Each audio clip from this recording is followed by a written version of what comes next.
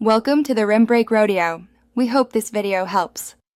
You begin by opening the image and confirming resolution and color mode so text remains crisp.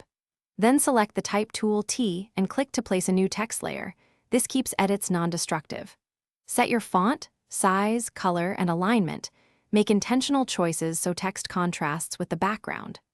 Once done, use 1/2 opacity guides or a separate layer as a visual aid to position type precisely. This first step ensures flexibility and avoids reworking pixels later.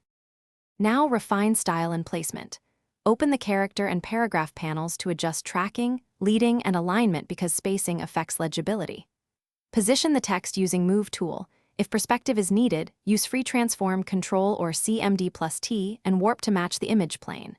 To improve contrast, add layer styles, drop shadow, stroke, or gradient overlay, and reduce opacity if necessary. Make sure to rasterize only copies when required. Keeping the original type layer editable lets you tweak wording and style later without loss. Finish by exporting correctly. Choose Export As and pick PNG for transparency or JPEG for flattened images, and always save a PSD backup with editable text layers or smart objects. This protects your work and makes later edits simple.